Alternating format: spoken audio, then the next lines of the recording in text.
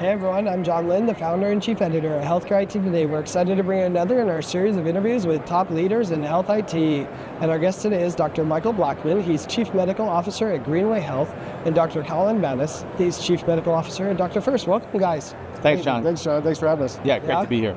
Great to have you both back on the program. We've had both of you on Healthcare IT Today at different times. It's nice to have you together. This will be a fun conversation. But before we go there, Colin, why don't you start us off? Tell us about yourself and DrFirst. Sure. It's Colin Banas. I'm the Chief Medical Officer. As you said, I'm an internal medicine physician by training. And I joined DrFirst about 6 years ago now to help with innovation and strategy. And in brief, DrFirst is all about medication management, getting patients on and keeping them on appropriate therapy with as minimal friction as possible. Awesome. And Michael, tell us about yourself and Greenway Health. Yeah, so I've been with, as you said, I'm the Chief Medical Officer at Greenway Health. I've been with Greenway a little bit over 4 years. I am, like Colin, a primary care doc. I am both trained in internal medicine and pediatrics, so that's sort of my bent on the world a little bit. And Greenway is all about everything ambulatory. So we do anything we can for ambulatory practices to make them successful. That's awesome. Well, Michael, there's quite a bit of focus these days on improving access and also medication adherence. What do you say are the biggest challenges for EHRs and healthcare providers in this area? I think one of the biggest challenges when you think about prescribing and medication access is people think doctors know more about the medication access piece than they actually do. So how do we get that information in front of the physicians or frankly the broader care team to ensure that patients can pick up their meds appropriately, they're covered by their payer. I know which ones I want to write. I know which ones are medically appropriate, exactly how much they're going to cost for a specific patient. Without the information coming to me, I really don't know the answer to that. Interesting. You nodded your head vigorously. It's so true. They really think we have all the answers, and we'd like to think that we do as physicians, but it's a huge transparency problem. I've said this many times, but I think it still holds true. You have more visibility into your Domino's pizza status than you do to medication orders. So he's absolutely right. Trying to surface that information at the right moment in time, not only for the provider, but also for the patient, goes a long way towards affordability, towards access, and towards our ultimate mission, which is getting them on the right therapy and keeping them there. Yeah. Talk to me more about what DrFirst is doing to help address that problem, because you're right, doctors, want to know what to prescribe, and a lot of them do a best effort. There's amazing nurses who support that effort in trying to find it, but what are some of the things you're doing to help make that information available to them? One of the things you'll hear is a term called real-time price pharmacy benefit, or a lot of us just call it price transparency. And so DrFirst was actually a pioneer. We were the first to actually do this in the industry in partnership with one of our payers.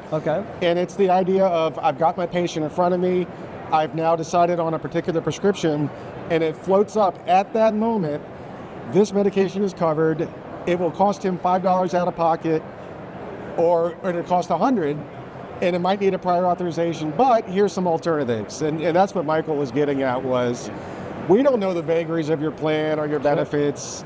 We just know generally what we want to write for. But if there's something that's perfectly good alternative and you can make it within workflow and very easy to do, then I can have that conversation with the patient. Then I can make that switch. And so we do a lot of price transparency, and then we also, on the flip side, we try to provide similar transparency to the patients so that they can understand at the moment of receiving that script, what's it going to cost? Is there ability to save? How can I learn more? Yeah, I think as Colin was saying, there are lots of points of friction in the process, all the way from the prescribing to picking up the prescription, and anything we can do that sort of decreases those friction points and makes it easier for the patient to get the med is a good thing. Yeah. Well, it sounds like that's why you probably partnered with DrFirst to do a lot of the medication stuff. I know as EHR vendors, you get hundreds and thousands of requests from users, and you're like, okay, where do you focus your time on? It's nice that you benefit from them doing a lot of the work, to make that transparency available. And then ultimately your EHR user benefits because they have that information. Is that kind of how you see it? Yeah, that is how I see it. I mean, there are a lot of reasons why physicians and other people dislike EHRs. We could have a lot of it's government regulation and reimbursement. There's a fair amount to that, and we could have a long time on that. But if I sort of would step back and say, if I had one goal, at Greenway, is to help create a system that clinicians love to use. I will settle for see value in using, but really want to see us achieve something that people think, wait, this really made my day better. Yeah. It has made my patients' lives better, and certainly, helping physicians get patients the medications they think they need is a big step in that direction. Yeah, it makes the doctor a hero, right? And ironically, the patient probably expects that they should do that anyways, even though we know that the complexities are really hard to do that. Colin, there's a growing market for specialty medications. Challenges with prior authorizations are a big part of the conversation, especially with that. What hurdles and opportunities do specialty medications present to EHR and health IT vendors, as well as other healthcare organizations? There's a couple because, and I know Michael will agree with this, the specialty medications are exploding. So the very first problem that I think EHRs and providers have is keeping up. It is really hard to keep up with the new drug class, the new indications, potential interactions, things like that. And that's where you really do need to lean on technology to be that co-pilot or to that, give you that assist to make sure that you're writing it the correct manner, that you're not mixing it with another medication that could be disastrous. And then from the friction point, from the administrative burden, these drugs are very expensive and almost always require a prior authorization. And, I'm not going to steal his quote because I love it when he's going to give it, but the ability to help the doctor get over those friction points in the moment and likewise help the patient is huge. And that's exactly what technology is for. So, I loved his quote a second ago because I actually also consider it part of my CMO hat is to make the process as joyful as possible. And a lot of times that's not really possible, but to make it as joyful as possible, not only for the provider, but also for the patient. Yeah, that's awesome. Michael, what would you add about specialty medications, prior auth, and the challenges your users face? Yeah, so prior auth is, I think, everybody's bane of existence. And the comment Colin was referring to, my view of the best prior auth is the one you don't fill out. That's a good one. So as a result, sort of what Colin was talking about before, showing that range of options. If I picked a drug because that's the one I'm familiar with, but on this plan, patient's plan, it requires a prior auth, but I see 3 reasonable alternatives that don't, well, I'm not going to take the prior auth. I'm going to take the easy path. How do we make it easy to do the right thing? And the right thing in that case is getting the patient they need with the least amount of effort and the least amount of friction for both for us and them. And certainly in the case of specialty meds, understanding, frankly, which ones are specialty meds, as sometimes they change a bit. Sure. They need to go to specific pharmacies. You can't just send them to CVS or Walgreens or Walmart or wherever it may be. And sometimes they even have limited distribution, so it's not even the specialty pharmacy for that patient and that payer, but it's for that drug. Wow. Which even adds additional complexity. And if you ask me, without somebody providing me the information, which ones need to go to which pharmacy, I have not a clue. That's so important. I'm glad he brought that up because before we even get into the AI argument and automating a lot of this stuff, there are things that we can do and that DrFirst does do on the front end to help guide, right? So we actually can tell you, oh, this is a limited distribution drug, and you just picked, a big box pharmacy, and guess what? It's not going to get filled there. So go ahead and click this button to send it to the one place in America that can fill it. And that's decision support. That's what EHRs are for. Same thing. You can, believe it or not, you can actually avoid some prior authorizations simply by attaching the right diagnosis code. Doctors are very reluctant to do this because it's not a value-added, or at least it previously wasn't a value-added task. Okay. And we write, especially in our profession, we write thousands of scripts, per week. Adding diagnosis codes when there's no downstream benefit perceived, it's not going to happen. Well, guess what? We can actually guide you to, you just wrote for a drug that if you attach the right diagnosis code, you can skip the prior auth, and here's a pick list. It's little stuff like that. And certainly, and Colin's right about the extra step, for sure. But not only do you potentially avoid the prior auth, or it goes through automatically based on the fact that you added it, it's also good for the patient. Yeah. Because now you've added the diagnosis to the med on their med list, and so if they take the med list someplace else, somebody knows why they're taking that drug. Now, for a large number of drugs, you look at what the drug is, you know why they're taking it. But there are plenty of drugs where there are multiple indications. So, beta blocker. I sort of think if somebody tell me they're on a calcium channel blocker, I'm going to assume they have hypertension. I'm going to be right more than I'm wrong, but they might have migraines. Or rhythm control. Or something else. Yeah.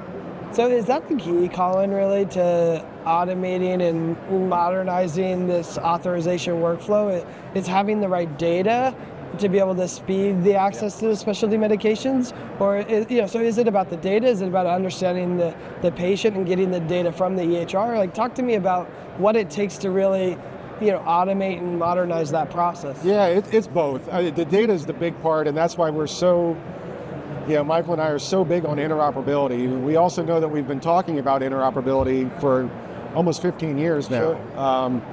We still have a lot of, fingers crossed that this thing is going to work out, but it's twofold. The best decision support, in my mind, and I bet Michael will agree, is like the painted lines on a road, right? It helps guide me. It wants me to stay between the lanes. It helps me get where I want to go and keep me safe. But if I, as a doctor or a provider, need to deviate because I know something, better needs to occur, I can cross. It's not a hard stop. Yeah. So that's the part one. That's the guiding, the gentle nudges. But the great thing that we're all, leaning into here at HIMSS 25 is the AI revolution. Sure. And you can't train these models without the data, and you can't automate these things without the patient data. And so, and the key to that is interoperability, or at least connectivity within, the EHRs that you partner with. And so that's the big, fingers crossed, moment that we're all looking forward to. Yeah. Yeah, I think as we sort of build on that, Colin's absolutely right. How do we make it easy to do the right thing? Guide you in the right direction, let you go outside of that when it's appropriate, as often it is. Sure. But the other piece, as we think about AI and all the benefits that's likely to bring, how do we make sure it's still safe for the patient? And leaving the human in the loop is, at least at the moment, we're not yet at the point where this can go by itself. Wow. We still need to be able to present it to people in a way that makes sense. They can review the information and then make a decision. It is clinical decision support. It is not clinical decision making, at least not yet. Ooh, that's good. Yeah. That's another one. Yeah. I like that. And I love the analogy of staying within the lines, but ability to leave when it's appropriate. I think we can all relate to that. Yeah, Michael, anything else new or exciting that you're working on at Greenway? Some things that would be of interest to our audience? Yeah, we're really working on creating what we're referring to as the automated healthcare practice. Okay. Again, with the human in the loop to help guide it, but looking at those things that we can automate and that we can make better. A big one, obviously, is ambient documentation. The one thing Colin and I would do at every single visit, we might write a prescription, but we always wrote a note. Yeah. And anything that we can do to make the note a byproduct of the work we're already doing rather than an after event is a good thing, and it cuts down a lot of time. Yeah, I like that view. How about at DrFirst? What are you working on? What's exciting? Leaning into specialty, as you can guess, and also adopting an AI first culture, not only in our solution set, but also as a company. Cool. So how can we empower our workforce with these tools, And you can't just throw them to the wolves and say, have at it with ChatGPT. You actually have to educate them, etc. But, leaning into the idea of a co-pilot, so we actually are working on an announcement with Clinical Key AI to put some of these AI agents face up within workflow. So like I said at the very beginning, it's impossible to keep up with the drugs, the indications and things like that. Imagine being able to ask, somebody asked me for Tamiflu the other day. I forgot how to write for it. I haven't written for it in forever. Ask an agent so I don't get it wrong. Right. Because there's different ways to do it. Is it prophylaxis? Is it treatment? Is it a kid? Is it over the age of 50? And so put this compendium face up, in a very usable way is something we're really leaning into. Yeah, that's really interesting. Well, Michael, Colin, I appreciate you both coming on the show to talk about this and to help educate us on some of the challenges that we face with medication management and also the specialty medications in particular. Thanks everyone for watching and listening. If you want to find more great healthcare IT content like this, be sure to check it out at healthcareittoday.com or search for Healthcare IT Today on your favorite podcast application. Thanks a lot, guys. Thanks for having us.